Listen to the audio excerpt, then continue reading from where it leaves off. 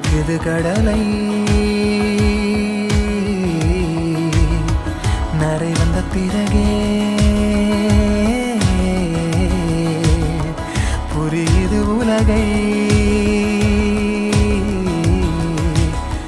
நேற்றின் இன்பங்கள் யாவும் கூடியே இன்றை இப்போதை அர்த்தமாக்குதே இன்றின் இப்போதின்